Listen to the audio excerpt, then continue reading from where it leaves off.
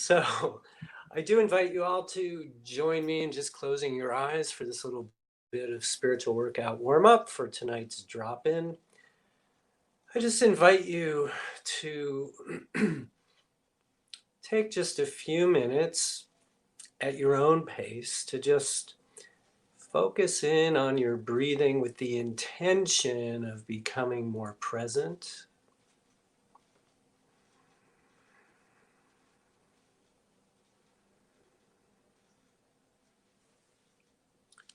Realizing that we don't so much take breaths as receive them.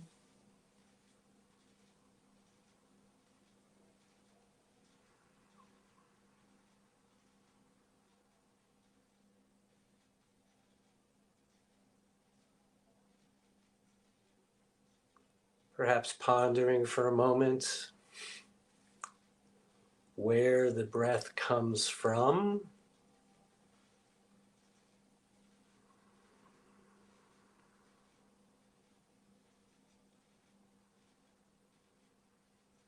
And thereby perhaps connecting us with the being parts of the human beings we are, which of course is the focus of everything we do here in the spiritual workout world.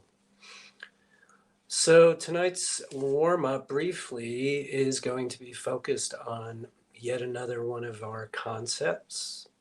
This one is choices abound. Choices abound.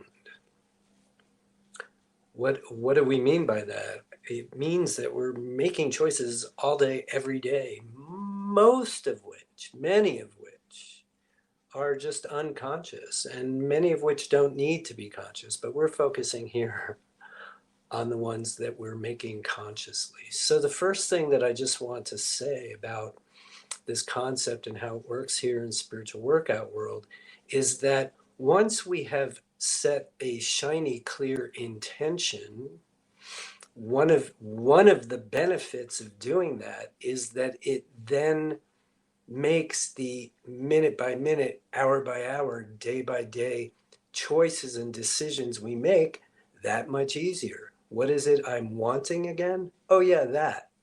Well, in that case, then I will choose this over that. Sometimes when we are forced, or I don't like that word forced, but when we are confronted with a choice that we need to make, and neither choice is particularly good, here in spiritual workout world, we don't get to make the choice and say, well, I had no choice. So here in spiritual workout world, we no longer utter the sentence, either I had no choice or I have no choice, because we know that choices abound. So again, if we have a shiny, clear intention in the range of what the choice is, that will help us. If we are faced with choosing sometimes, if you'll excuse me, between poop and crap, those choices don't always seem so easy or good. And yet, when we look through the lens of choice and we become conscious of what it is we're choosing, even if we may have historically said, I had no choice. What I like to do here, and what I think is a far richer experience, is to say, neither of these choices were particularly appealing, but I made one. So what does that tell me about me? What does it tell me about who I am, what it is I value, that prompted my making the choice that I made?